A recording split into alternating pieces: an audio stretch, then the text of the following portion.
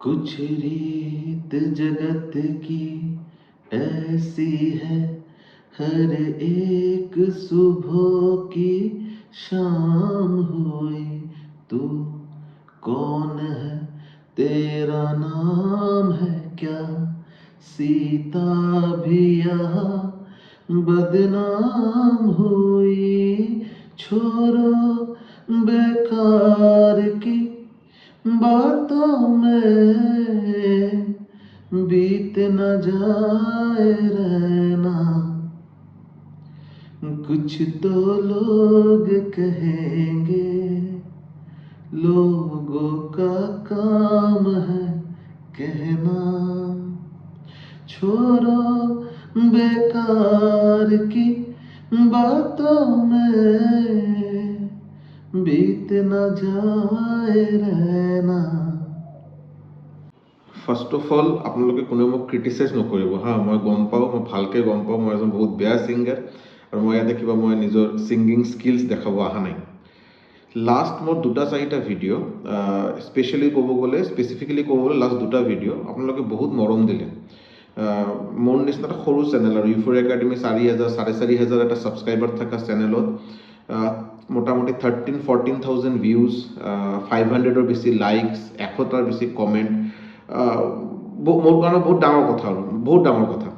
বাট তাতে মই এটা বস্তু পালোঁ যে বেলেগ বেলেগ গ্ৰুপ অফ ষ্টুডেণ্টছৰ কি তেখেতসকলৰ কি মেণ্টেলিটি বা কি অৱস্থা চলি আছে সেইটো চাই মই আজি এই ভিডিঅ'টো বনাই আছোঁ।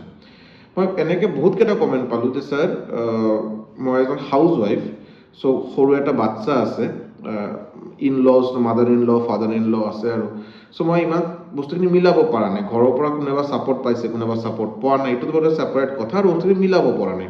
ইয়াৰ ওপৰত বহুতে ক্ৰিটিচাইজ কৰা মানুহ বহুত আছে যে আৰু এটা হাউচ ৱাইফ হৈ কেনেকৈ চাকৰি পাব পাৰে আপুনি।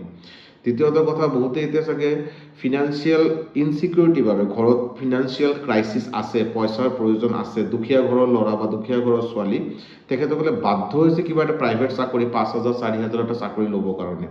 চ' তেখেতসকলক এতিয়া আলহীসকলে বা ফ্ৰেণ্ড চাৰ্কলে বহুতে কৈছে বাৰু যে এতিয়া নহ'ব, আৰু এটা চাকৰিত সোমাই পিনে ADR নিচিনা এক্সাম বা আছাম পুলিচৰ এক্সাম ক্লিয়াৰ কৰাটো সম্ভৱ নহয়, কম্পিটিশ্যন বহুত বেছি, সম্ভৱ নহয়। বেলেগ বেলেগ এনেকৈ বাৰু বহুত, আৰু এনেকৈ এটা পালোঁ বাৰু। তেখেতৰ হাজবেণ্ড চাগে ডুবাইত কাম কৰে, মই নাম মেনশ্যন নকৰোঁ বাৰু, জাষ্ট মই এটা এক্সাম্পল দি কৈ আছোঁ, বিকজ চাগে চিমিলাৰ এক্সাম্পল আকৌ আপোনালোকে নিজেও গম পাই চাগে, ৰিলেট কৰিব পাৰিব। আৰু চ' এজনে কৈ আছে, ছাৰ মোৰ হাজবেণ্ড ডুবাইত কাম কৰে, তেখেতে মোক তাতে ল'ব বিচাৰে, বাট মই এতিয়া যদি তাতে ওলাই যাওঁ, যদি মোৰ তেতিয়া নিজৰ ফিনান্সিয়েলি ইণ্ডিপেণ্ডেণ্ট হোৱাৰ যিটো আশা, এইটো কেতিয়াও কমপ্লিট নহয়, এইটো সম্ভৱেই নহয়। মই গোটেই জিন্দগী তেখেতৰ ওপৰত ডিপেণ্ডেণ্ট হৈ থাকিব লাগিব। আৰু ইয়াৰ বাহিৰত কি হ'ব, মোৰ নিজৰ সদায় মই নিজক মই কৰিব নোৱাৰিম, মোৰ নিজৰ বিবেকে এইটো এলাউ নকৰে কথাখিনি। চ' মই কি কৰিম?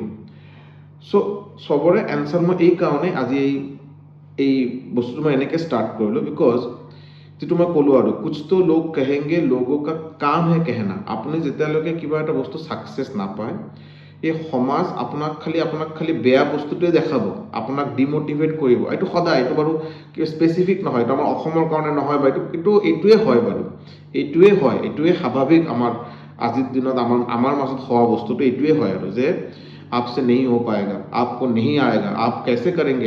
এজন হাউচ ৱাইফ হৈ আপুনি কেনেকৈ মেনেজ কৰিব, এটা প্ৰাইভেট চাকৰি কৰি কেনেকৈ মেনেজ কৰিব। আপুনি মাষ্টাৰ্ছ কৰাৰ পিছত এতিয়া আপুনি যদি এইফালে যদি সোমাই যায়, 2 বছৰ 3 বছৰ ওলাই গ'লে আপুনি কেনেকৈ নিজৰ লাইফটো বিল্ড কৰিব। এইটো চবেই এইটো নিজৰ ঠাইত, নিজৰ লোকেল প্লেচত, নিজৰ আলহীৰ মাজত, নিজৰ সমাজৰ পৰা নিশ্চয়কৈ এই কথাখিনি আপোনালোকে শুনা পাইছে বাৰু। বাট ইম্পৰ্টেণ্ট কথা হ'ল, যদি আপুনি নিজৰ ওপৰত যদি ট্ৰাষ্ট আছে, নিজক যদি আপুনি কনফিডেণ্ট ফিল কৰে, আপুনি যদি নিজৰ ওপৰত যদি কনফিডেঞ্চ আছে, মই আপোনাক কৈ আছোঁ, আপুনি নিশ্চয়কৈ চাকৰি পাব। কিয় নাপাব আপুনি? আৰু ADR বা আছাম পুলিচৰ এক্সামৰ বাবে বা যিকোনো এক্সামৰ বাবে আপোনাৰ এটা ডেফিনিট ছেট অফ কোৱালিটিজ থকা প্ৰয়োজন, যে মই এইকেইটা ছাবজেক্টৰ এনেকৈ প্ৰিপাৰেশ্যন কৰিম।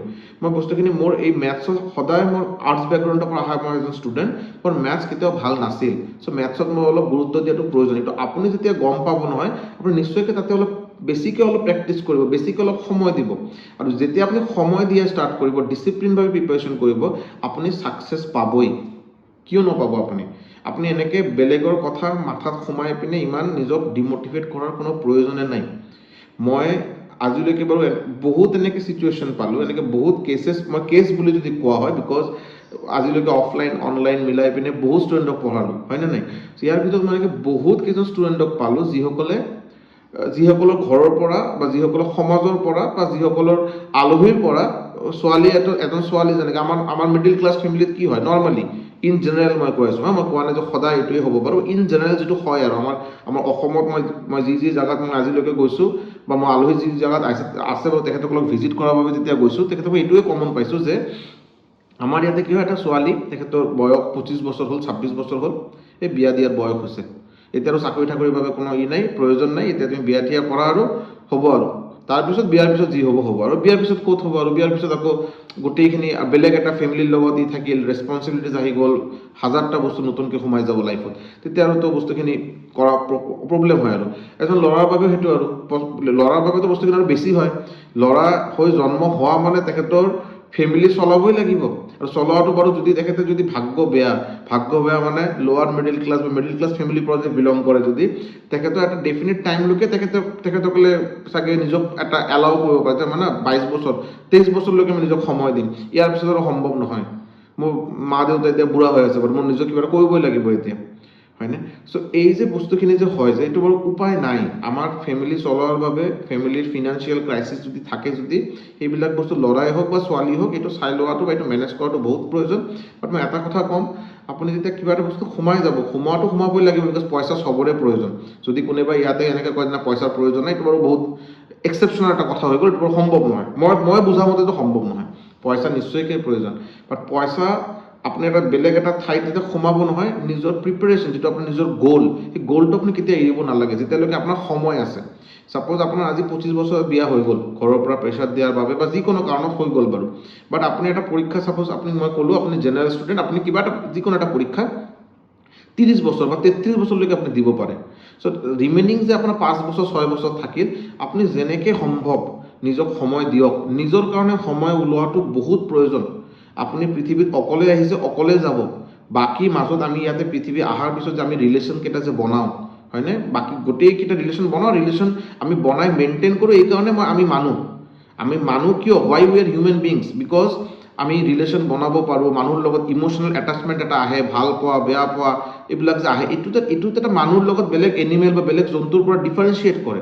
চ' এইটোতো থাকিবই বাৰু, এইটো মৰালৈকে আমাৰ লগত থাকিব, বাট এইটোও বাৰু এটা চিৰসত্য কথা, ইউনিভাৰ্চেল ট্ৰুথ, যে মই অকলে আহিছোঁ অকলে যাম, খালী হাত আইতে খালী হাতী যায়গে। চ' মই নিজৰ কাৰণে যদি সময় দিব নোৱাৰোঁ, যদি মই বেলেগৰ কাৰণে খালি ভাবোঁ, বেলেগৰ কথাই যদি মই বেলেগে কি ভাবিব, বেলেগে মোক বেয়া পাব নেকি, সমাজে মোক কি ক'ব, সেইবিলাক যদি গোটেই দিন ভাবি থাকোঁ বা গোটেই জিন্দগী সেইটো যদি মই যদি কি কৰোঁ, তো মোৰ নিজৰ ছাকচেছ, নিজৰ হেপিনেছ ক'ৰ পৰা আহিব তেতিয়া? সেইকাৰণে প্লিজ নিজৰ প্ৰিপাৰেশ্যনৰ ওপৰত গুৰুত্ব দিয়াটো বহুত প্ৰয়োজন।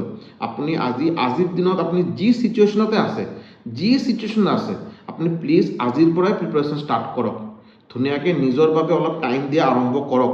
ষ্টাৰ্টিঙতে কষ্ট হ'ব, যিকোনো ভাল বস্তু কৰাৰ সময়তে ষ্টাৰ্টিঙত কষ্ট হোৱাটো স্বাভাৱিক কথা, বহুত অবষ্ট্ৰাকশ্যন মানে বহুত অবষ্টেকলছ, বহুত ৰেষ্ট্ৰিকশ্যনছ পোৱা যাব, বাট এবাৰ যেতিয়া বস্তুটো আপুনি 5 দিন 15 দিন 20 দিনলৈকে কণ্টিনিউ কৰিব, লাহে লাহে এইটো অভ্যাস, এইটো আপোনাৰ হেবিটত পৰিণত হ'ব এইটো, আৰু এইটো যেতিয়া আপুনি বস্তুটো কণ্টিনিউ কৰিব পাৰিব, আৰু যেতিয়া আপুনি বস্তুখিনি কণ্টিনিউ কৰিব, তেতিয়া আপুনি বহুত বেছি বেলেগ কথা নাভাবি আপুনি যেতিয়া 2 ঘণ্টা 3 ঘণ্টাকৈ যেতিয়া ৰেগুলাৰলি দিয়া আৰম্ভ কৰিব, আপুনি ৰিজাল্ট পাব, আপুনি ছাকচেছ পাব, আপুনি চাকৰি পাব। আৰু এইটো মই আপোনাক কোনো ফেক মটিভেশ্যন দিয়া নাই, কথাখিনি মই আপোনাক কোনো একদম মিছা কথা কোৱা নাই, এইটো আপোনালোকে নিজেও গম পায়, এইটো এটা মই অনেষ্ট আপোনালোকক এটা টিচাৰৰ পৰা, এজন শিক্ষকৰ পৰা মোৰ ষ্টুডেণ্টসকলক মই এইটো কৈ আছোঁ বাৰু, আপোনালোকে প্লিজ যি পজিশ্যনতে আছে আজিৰ দিনত, আপোনাৰ ফিনান্সিয়েল কণ্ডিশ্যন যিয়ে হওক, যদি আপুনি লাইফত ছিকিউৰিটি বিচাৰে, যদি লাইফত আপুনি এটা গভৰ্ণমেণ্ট জব পাই আপুনি লাইফত ছিকিউৰ হ'ব বিচাৰে, বেলেগৰ ওপৰত ডিপেণ্ডেণ্ট নোহোৱাটো যদি বিচাৰে, যদি সদায় ফিনান্সিয়েলি ইণ্ডিপেণ্ডেণ্ট থকাটো আজিৰ দিনত বহুত প্ৰয়োজন, হয়নে? যাতে বেলেগৰ নিজৰ কিবা এটা সুখৰ, নিজৰ কিবা বস্তু এটা আপোনাৰ লাগে, বা আপুনি নিজৰ মা দেউতাক দিব বিচাৰে, বা আপুনি নিজৰ ভাই ভণ্টিক দিব বিচাৰে, নিজৰ ৱাইফক দিব বিচাৰে, যেতিয়া আপোনাৰ নিজৰ হাতত ইমান পইচা যদি নাথাকে, তেতিয়া বেয়া কথা, আপুনি কেতিয়াও সুখী হ'ব নোৱাৰে। So' money is very important for today's life. সেইটো কাৰণে ফিনান্সিয়েলি ইণ্ডিপেণ্ডেণ্ট হোৱাটো বহুত প্ৰয়োজন, আপুনি বেলেগৰ ওপৰত ডিপেণ্ডেণ্ট হ'ব নোৱাৰে।